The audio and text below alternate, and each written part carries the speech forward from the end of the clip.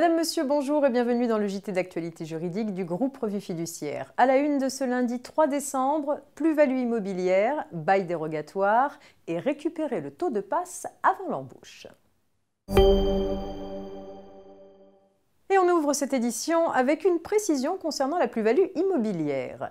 La plus-value réalisée à l'occasion de la vente d'un bien immobilier est totalement exonérée d'impôt à condition que ce bien constitue la résidence principale effective du cédant au jour de la vente. On entend par là le lieu où le contribuable réside habituellement pendant la majeure partie de l'année. Ne peut prétendre à cette exonération une personne qui cède respectivement une première maison en octobre 2010 qu'il a occupée durant 4 mois, puis une deuxième maison en novembre 2011 acquise juste après la cession de la première, après l'avoir occupée pendant 7 mois et demi. Ces occupations temporaires ne suffisent pas à conférer à ces deux biens le caractère de résidence principale. Une petite histoire de bail dérogatoire à présent. Le propriétaire d'un local commercial consent à un locataire un bail de 23 mois dérogatoire au statut des baux commerciaux. Le locataire s'engage à s'immatriculer au registre du commerce et des sociétés, le RCS, dans les 2 mois sous peine de caducité du bail. À l'issue de ce bail, le locataire est laissé dans les lieux. Il revendique alors le bénéfice d'un nouveau bail d'une durée de 9 ans.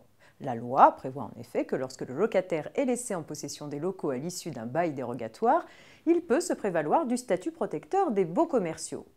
Le bailleur s'y oppose et invoque pour cela l'absence d'immatriculation de son locataire au RCS. Ce défaut d'inscription fait obstacle, selon lui, au bénéfice d'un bail commercial statutaire.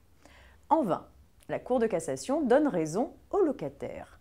Laissé en possession à l'expiration du bail dérogatoire, il est devenu titulaire d'un bail régi par le statut des baux commerciaux. Nul besoin à ce stade d'être inscrit au registre du commerce et des sociétés. Rappelons en revanche que le locataire devra impérativement être inscrit à ce registre lorsqu'il revendiquera le droit au renouvellement de son bail commercial. Et pour terminer, on vous explique comment récupérer le taux de passe avant l'embauche. Vous le savez, à compter du 1er janvier 2019, les employeurs vont prélever l'impôt sur le revenu sur les bulletins de paye en appliquant un taux de passe communiqué par l'administration fiscale. S'ils le souhaitent, ils pourront récupérer le taux de passe personnalisé d'un salarié nouvellement embauché avant d'avoir versé le premier salaire. Pour accéder à ce taux, il leur faudra utiliser le service Topaz qui sera mis à leur disposition sur net-entreprise. En pratique, un employeur pourra solliciter Topaz à tout moment, quel que soit le rythme mensuel de sa DSN.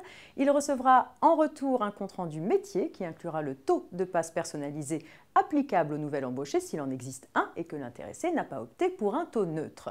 Le but est de limiter au maximum l'application du taux neutre. Le délai de retour du compte-rendu métier Topaz sera de J+5 maximum. L'identifiant du compte-rendu métier obtenu en retour sera reporté dans la déclaration mensuelle suivante pour le salarié concerné. La mise en production du service Topaz est prévue en décembre 2018. C'est la fin du JT de ce lundi. Je vous souhaite un très bon début de semaine et rendez-vous demain.